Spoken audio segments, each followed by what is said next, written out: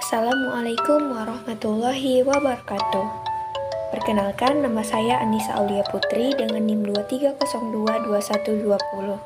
Nah, pada video kali ini saya akan menjelaskan tentang perkembangan emosional anak usia dini berdasarkan perspektif teori, tujuan pembelajaran, dan grand teori.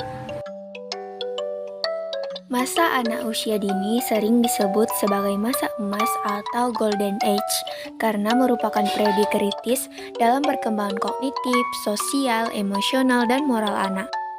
Salah satu aspek fundamental dalam masa ini adalah perkembangan emosional, yakni kemampuan anak mengenali, mengekspresikan, dan mengendalikan perasaan.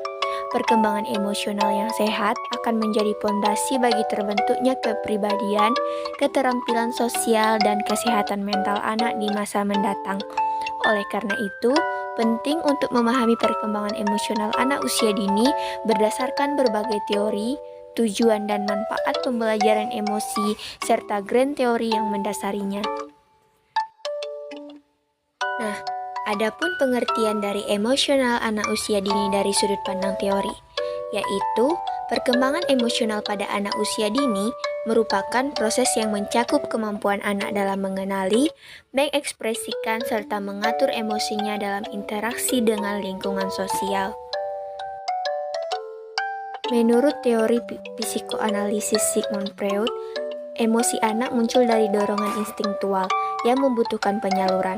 Jika dorongan tersebut tidak terpenuhi, anak cenderung mengekspresikan emosi negatif seperti marah ataupun menangis. Nah, peran orang tua dan lingkungan adalah membantu anak mengendalikan emosi melalui pembentukan ego dan superego yang kuat, sehingga anak dapat menyalurkan emosinya secara lebih adaptif. Berbeda dengan Freud, teori psikososial Erikson menekankan bahwa perkembangan emosi berjalan sesuai tahap psikososial. Pada usia 1-3 tahun, anak berada pada tahap autonomi, di mana dukungan orang tua akan membantu anak mengembangkan rasa percaya diri dalam mengendalikan emosi. Selanjutnya, pada usia 3-6 tahun, anak memasuki tahap initiatif, di mana anak belajar mengekspresikan perasaan, mencoba hal baru, dan berinisiatif. Jika lingkungan tidak mendukung, anak bisa mengalami rasa bersalah dan menarik diri. Menurut teori Albert Bandura, dengan teori belajar sosial, anak tidak hanya mengembangkan emosi secara biologis, tapi juga melalui observasi dan modeling. Anak akan meniru ekspresi dan regulasi emosi yang diperlihatkan orang tua, guru, dan teman sebaya. Misalnya, anak yang melihat gurunya menenangkan diri saat menghadapi masalah akan belajar bahwa mengendalikan amarah adalah cara yang tepat. Selanjutnya ada teori achievement, John Bowlby dan Mary Ainstorm, yang menekankan pentingnya ikatan emosional awal antara anak dengan pengasuh. Nah, di sini anak yang memiliki secure achievement akan tumbuh dengan kemampuan regulasi emosi yang baik, sedangkan anak dengan insecure cenderung mengalami kesulitan dalam mengelola kecemasan, rasa takut, atau frustasi.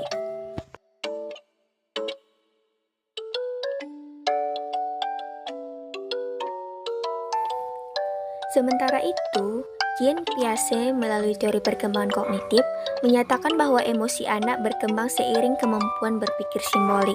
Pada tahap praoperasional atau 2-7 tahun, anak sudah dapat memberi label sederhana terhadap emosi.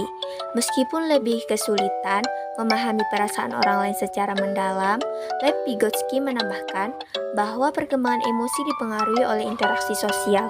Melalui bimbingan dari orang dewasa, anak belajar mengatur emosi, berbagi, dan memahami perasaan orang lain. Akhirnya, Brenner melalui teori ekologi perkembangan menjelaskan bahwa emosi anak dipengaruhi oleh interaksi dengan berbagai sistem, mulai dari keluarga, sekolah, dan teman sebaya hingga budaya. Artinya, perkembangan emosional anak tidak bisa dipisahkan dari konteks sosial dan budaya yang melingkupinya. Adapun tujuan dari pembelajaran emosi, Pembelajaran emosi pada anak usia dini memiliki tujuan utama agar anak mampu mengenali, memahami, dan mengatur emosinya secara sehat. Anak yang dapat mengenali emosi dengan baik akan lebih mudah memberi label pada perasaannya, misalnya marah, senang, atau takut. Selanjutnya, anak belajar meregulasi emosi tersebut, seperti menenangkan diri saat kecewa atau mengungkapkan kegembiraan dengan cara yang wajar. Nah, tujuan lainnya adalah menumbuhkan empati di mana anak mampu merasakan perasaan orang lain, misalnya ikut bersedih ketika melihat temannya jatuh. Dengan demikian, keterampilan sosial anak pun berkembang karena anak dapat bekerja sama, berbagi, dan menyelesaikan konflik dengan cara positif. Yang selanjutnya adalah manfaat pembelajaran emosi pada anak usia dini. Nah, manfaat di sini sangat luas. Yang pertama yaitu dari aspek individu.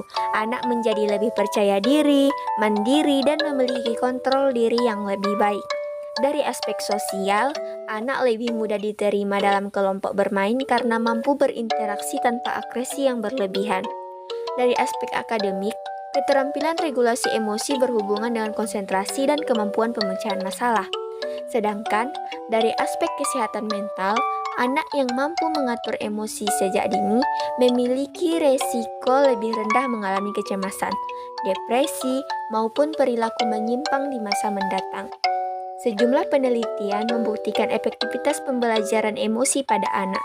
Penelitian dengan metode bermain peran atau role playing misalnya menunjukkan bahwa regulasi emosi anak meningkat setelah diberikan intervensi berbasis permainan. Menurut Roshida dan Nisar tahun 2022. Begitu pula dengan model pembelajaran berbasis sentra main peran yang terbukti meningkatkan ekspresi emosi positif anak melalui interaksi, berbagi, dan kerjasama. Dikutip dari Roshida tahun 2023. Dengan demikian, pembelajaran emosi menjadi pondasi penting bagi anak untuk menata dirinya dan menjalin hubungan sosial di masa depan.